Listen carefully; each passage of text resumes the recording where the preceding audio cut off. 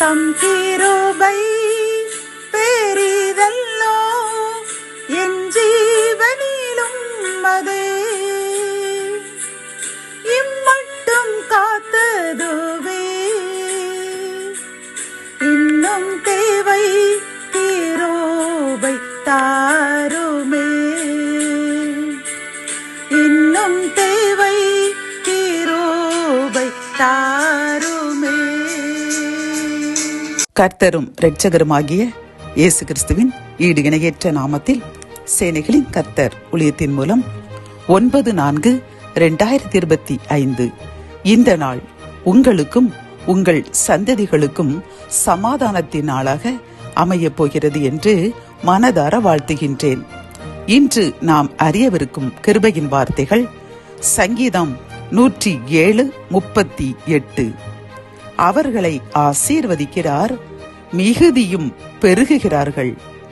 அவர்களுடைய மிருக ஜீவன்கள் குறையாதிருக்க பண்ணுகிறார். கத்தோலிக்க வேதாகமம் இவ்வாறு கூறுகின்றது. அவர் ஆசி வழங்கினார், அவர்கள் மிகுதியாக பல்கி பெருகினர், அவர்களின் கால்நடைகளை குறைந்து போக விடவில்லை என்கின்றது. பிரியமானவர்களே, இன்று இந்த கிருபையின் வார்த்தைகள் மூலம் கர்த்தர் நமக்கு கூறும் ஒரு நல் ஆலோசனையும் அறிவுரையும் என்னவென்றால், கர்த்தர் நம்மை ஆசீர்வதிக்கும் பொழுது நாமும் நம் சந்ததிகளும் மிகுதியாய் பெருகுகிறோம். அது மட்டுமல்ல, நம்முடைய சம்பத்துக்கள் குறையாதிருக்கும், நம்முடைய கையின் பிரயாசங்கள் ஆசீர்வதிக்கப்படும். போதும் போதும் என்ற அளவிற்கு கர்த்தர் நம்மையும் நம் சந்ததியையும் ஆசீர்வதித்து பெருக பண்ணுவார்.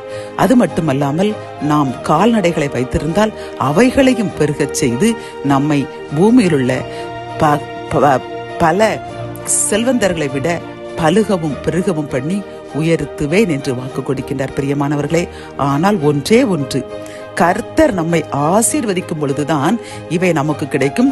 அது மட்டுமல்ல, இவை நிரந்தரமாக 1000 தலைமுறைக்கும் நம்மையும் நம் சந்ததியையும் வந்து சேரும் என்று வாக்கு கொடுக்கின்றார். ஆகவே பிரியமானவர்களை, இந்த செய்தியை கேட்டுக்கொண்டிருக்கின்ற நாம் என்ன செய்ய வேண்டுமாம்? கர்த்தருடைய ஆசீர்வாதத்தை பெற வேண்டுமாம். அப்படி என்றால் என்ன செய்ய வேண்டும்?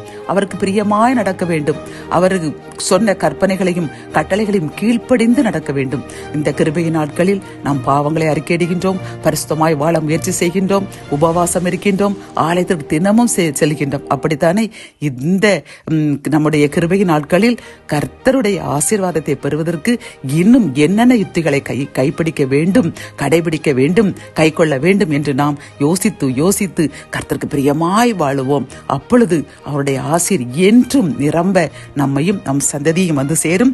அவர் கொடுத்த இந்த வாக்குத்தத்தம் நம்மையும் நம் சந்ததியையும் 1000 தலைமுறைக்கும் சேரும். நம்முடைய சம்பத்து குறையாது, நம் ஆசீர்வதிக்கப்பட்டவர்களாக வாழ்வோம். நம்முடைய மிருக ஜீவன்கள், கையின் பிரயாசங்கள் போதும் போதும் என்ற அளவுக்கு கர்த்தரால் ஆசீர்வதிக்கப்படும். ஜெபம். என் அன்பு தகப்பனே, இந்த கிருபையின் வார்த்தைகள் மூலமாக அப்பா, உம்முடைய ஆசீர்வாதங்கள் மட்டும் எங்களுக்கு உண்டால் போதும். நாங்கள் பூமியில் பலவான்களை விட செழிப்பாக ஆசீர்வாதமாக போதும் போதும் என்ற அளவிற்கு எங்களை ஆசீர்வதிக்க நீர் காத்து கொண்டிருக்கிறீர் என்று கூறின இந்த கிருபையின் வார்த்தைக்காக நன்றி அப்பா.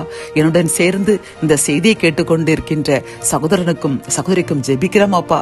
அவர்கள் என்ன காரியத்திற்காக இப்பொழுது ஏக்கத்தோடு இந்த செய்தியை பார்க்கின்றார்கள் என்று நீர் அறிவீர் ஆண்டவரே.